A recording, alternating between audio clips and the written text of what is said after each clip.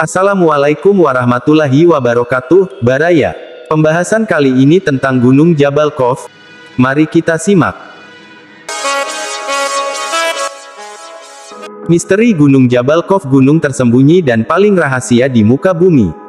Di muka bumi terhampar lautan, gunung dan lembah dengan jumlah yang hampir tidak terhitung saking banyaknya. Begitu pula dengan gunung-gunung di muka bumi ini sangatlah banyak, mulai yang terkecil sampai yang terbesar. Tapi ada satu gunung yang diciptakan Allah secara misterius dan konon merupakan gunung yang tersembunyi.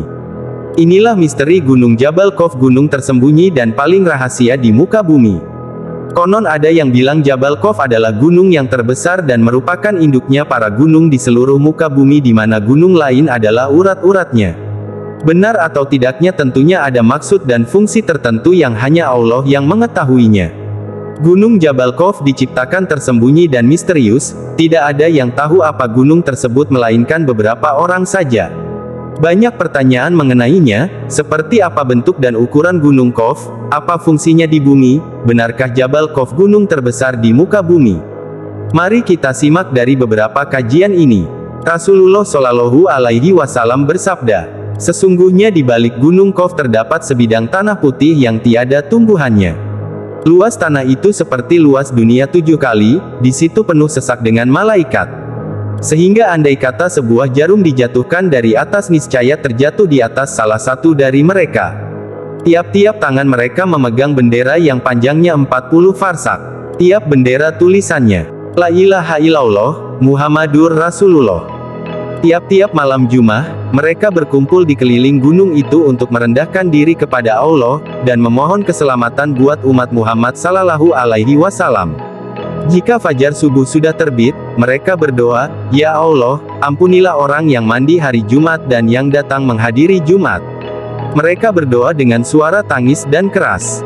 Lalu Allah berfirman, Hai malaikatku, apa yang kalian kehendaki? Mereka menjawab, kami berkehendak, engkau mau mengampuni dosa umat Muhammad Sallallahu Alaihi Wasallam.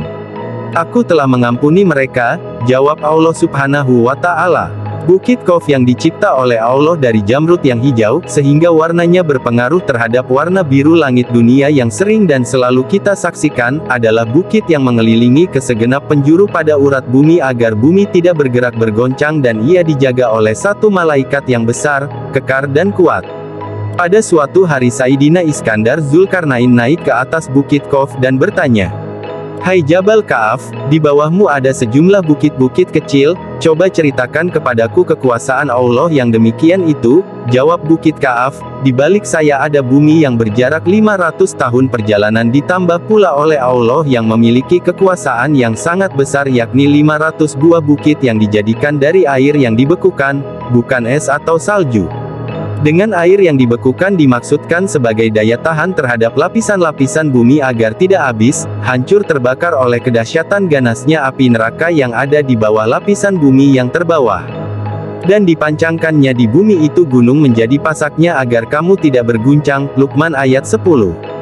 Dan bersegeralah untuk mendapatkan ampunan dari Tuhanmu serta mendapatkan surga seluas langit dan bumi yang disediakan bagi orang-orang yang bertakwa. Ali Imran ayat 133.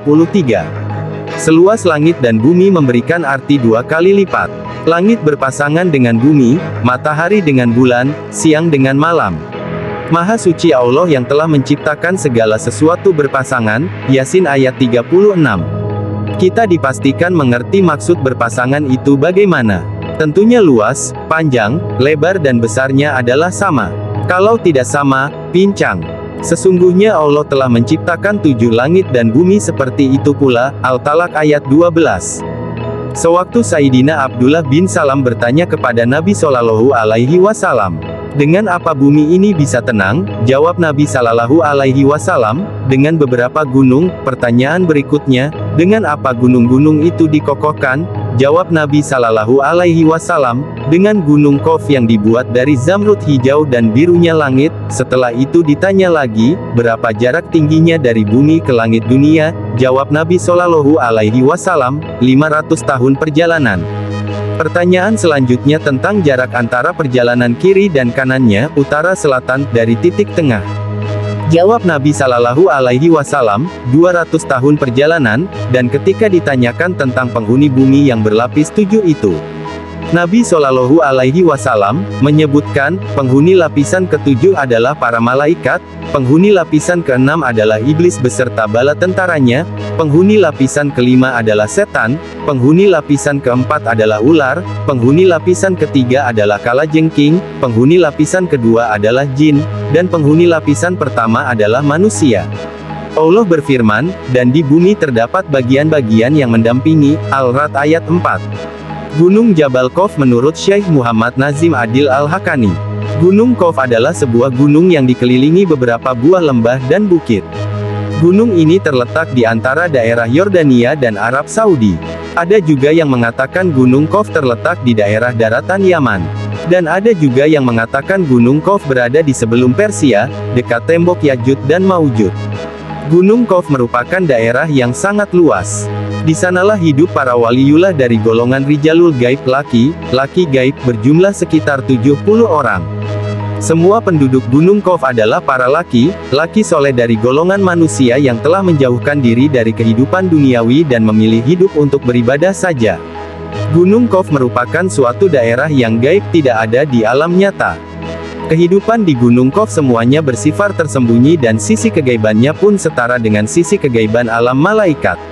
Konon, tidak jauh dari Gunung Khawf tersebut terdapat sebuah pulau Al-Hadar, tempat bertemunya dua arus air laut dan sungai. Di pulau itulah Nabi Khidir alaihi salam tinggal. Selain Gunung Khawf, terdapat juga Gunung Nun. Gunung Nun terletak daerah paling timur dunia, ada yang mengatakan daerah itu adalah Pulau Kalimantan. Gunung Nuan merupakan daerah yang hampir mirip dengan Gunung Khawf. Perbedaannya adalah, jika Gunung Khawf penduduknya semua kaum laki-laki. Sedangkan Gunung Nuan, semua penduduknya yang berjumlah 30 orang adalah dari kaum wanita. Mereka semua merupakan para miratul gaib, perempuan gaib. Yang jelas baik Gunung Khawf, Gunung Nuan, Bukit Merah, Pulau Al-Hadar, Tembok Zulkarnain, Danau Hayat dan berbagai alam para waliullah lainnya, hanya para wali dan orang soleh saja yang bisa pergi ke sana. Gunung Khawf kotanya para wali, ini menurut Syekh Muhammad Nazim Adil Al-Haqqani. Gambaran penduduk Gunung Jabal Khawf. Pada tanggal 27 Rajab, tahun ke-11 setelah Nabi Muhammad diangkat menjadi Rasul, yang berarti beliau telah berumur 51 tahun, beliau dipanggil Allah untuk menghadap di hari ba'annya dengan Isra dan Miraj sebagai wahana yang menyampaikan maksud tersebut. Padahal perjuangan Islam di kala itu menghadapi ujian yang maha berat. Gangguan dan hinaan semakin hebat. Dengan demikian peristiwa Isra dan Miraj itu dimaksudkan untuk menambah kekuatan iman dan keyakinan beliau sebagai Rasul, yang diutus Allah ke tengah-tengah manusia untuk menyampaikan risalahnya. Ketika Rasulullah menjalani Miraj itulah, beliau melihat sebuah gunung yang besar, Khawf namanya. Ia berada pada sebuah padang perak mengkilat yang menghampar. Di belakang gunung itu masih ada 70 gunung yang lain lagi. Dan di belakangnya terdapat suatu kota. Di antara kota-kota itu ada yang berpenghuni makhluk dari jenis Bani Adam. Maka setelah Rasulullah sampai di sana, mereka dengan serta-merta mengucapkan salam seraya memuji atas kemurahan Allah yang telah mempertemukan mereka dengan Rasulullah, serta menyatakan keimanannya pada beliau. "Siapakah kalian? Tampaknya kami belum pernah melihat kalian," begitu sapa Rasulullah di awal perjumpaan. Maka seorang pimpinan mereka tampil ke muka menerangkan jati dirinya. "Kami merupakan komunitas kaum Bani Israel yang hidup setelah Nabi Musa diutus Allah. Namun setelah beliau wafat, terjadilah huru-hara dan perpecahan Bani Israel sehingga menimbulkan berbagai bencana yang begitu dahsyat. Pada masa itu tidak kurang dari 43 nabi terbunuh, sehingga masyarakat tidak lagi mengetahui mana yang hak dan mana yang batil." Menyadari terjadinya kerancuan seperti itu, kira-kira 200 orang yang ahli ibadah dan bersikap zuhud tampil untuk membenahi masyarakat. Digelarnya amar makruf dan nahi anil munkar, namun Bani Israel malah menghabisi mereka. 200 orang itu dibunuh dalam satu hari. Setelah periode tersebut, keadaan masyarakat menjadi lebih runyam lagi, keonaran muncul di mana-mana dan tampak sudah sulit dipadamkan. Dari sebab tidak mampu kami untuk menanggulangi bencana di segala lini itu, kami berdoa semoga Allah menyelamatkan kami dari bencana yang mengancam keselamatan akidah kami. Dan ketika kami masih berdoa, itulah, tiba-tiba hamparan tanah yang berada di hadapan kami terkuak lebar, kemudian kami terperosok ke dalamnya, dan terus terperosok sampai dasar bumi. Kami berada di sana selama 18 bulan, dan setelah itu baru kami bisa keluar menuju tempat ini. Sebelum kesemuanya terjadi, Nabi Musa alaihi salam telah berpesan kepada kami bahwa jika saja kami bisa menjumpai Nabi Muhammad yang akan diutus pada akhir zaman, hendaklah kalian sampaikan salamku padanya. Berpesan pula agar engkau mengajari kami mengenai Al-Quran, salat, puasa, berjumatan dan hukum-hukum yang lain. Maka pada kesempatan pertemuan ini, mereka pun diajari Rasulullah mengenai apa yang telah diwasiatkan oleh Nabi Musa. Kemudian Rasulullah berkeliling melihat kehidupan mereka. Dalam perjalanan inilah beliau melihat banyak keganjilan yang belum pernah dilihatnya selama ini.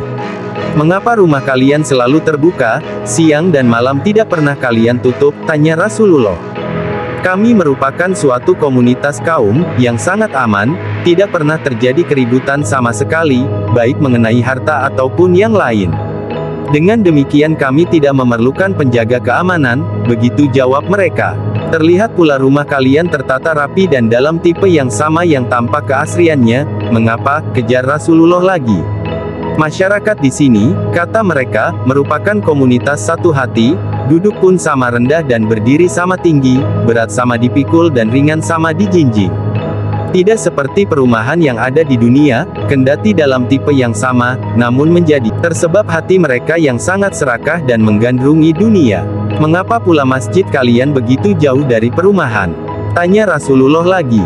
Tiada lain agar menambah pahala kami. Di mana seseorang yang berangkat ke masjid dari tempat yang jauh, pahalanya akan melebihi mereka yang berada di dekat masjid. Itulah tujuan kami, wahai Rasulullah, tukas mereka kembali. Mengapa jika saja terdapat salah satu anggota keluarga yang mati, mereka selalu dikuburkan di depan rumah? Tanya Rasulullah kembali. Kebijaksanaan itu tiada lain agar kami dalam mengarungi kehidupan dunia ini selalu ingat terhadap maut yang selalu mengintai setiap waktu. Dengan demikian kami akan selalu beramal kebajikan sebagai persiapan apa yang terjadi setelah maut merenggut jiwa kami, begitu jawab mereka. Mengapa aku lihat, pertanyaan Rasulullah selanjutnya, kalian tidak pernah tertawa? Sikap yang demikian itu tiada lain karena kebanyakan tertawa akan mengesatkan hati, sehingga lama-kelamaan akan tertutup hidayah. Demikianlah sikap kami, wahai Rasulullah, tukas mereka kembali. Adakah kalian pernah mengalami sakit? Tanya Rasulullah lebih lanjut. Sakit merupakan penghapus terhadap dosa, padahal komunitas kami tidak mengenal dosa, juga tidak pernah melakukannya. Dengan demikian kami tidak pernah mengalami sakit, begitu aneh jawab mereka. Adakah kalian juga bercocok tanam? Rasulullah kembali bertanya. Benar, kami juga bercocok tanam. Namun setelah itu kami serahkan saja kepada Allah sampai datangnya hari panen. Dan ketika panen itulah kami berkumpul bersama untuk mengambil sebagian kecil panenan itu, kemudian kami biarkan saja sisanya yang tertinggal lebih banyak, jawab mereka mengherankan pula. Adakah kalian memiliki binatang ternak? Tanya Rasulullah lagi. Benar, seluruh binatang ternak kami selalu berada di padang Sahara. Hanya saja jika kami memerlukan 1-2, kami langsung mengambil seperlunya, kemudian sebagian besar yang lain kami tinggalkan begitu saja di sana, jawab mereka tambah aneh pula. Aku lihat, kata Rasulullah, mengapa wajah-wajah kalian memucat? Tiada lain perubahan warna tersebut karena seluruh masyarakat kami merasa takut sekali atas kematian. Dalam arti bukan karena menyintai kehidupan dunia, namun amal-amal kami yang kelak sebagai bekal di akhirat serasa belum cukup untuk menghadapi huru-hara di belantara kiamat nanti, begitu mereka menguraikan. Adakah sering terjadi kematian di kalangan masyarakat kalian? Tanya Rasulullah kembali. Rata-rata dalam masyarakat kami akan terjadi kematian satu orang dalam jangka setahun, tidak lebih, sambung mereka kembali. Setelah dialog ini selesai, Rasulullah segera berpamitan untuk meneruskan perjalanannya bersama Jibril alaihi salam. Demikianlah beberapa riwayat mengenai ulasan misteri Gunung Jabal Khawf yang pernah digambarkan dan diceritakan Rasulullah dan juga dari sumber lainnya. Sampai saat ini dunia barat belum bisa menemukannya dengan teknologinya karena hijab gunung ini tertutupi dari mata orang-orang kafir. Semoga hal ini menambah keimanan kita. Wallahu alam bisawab.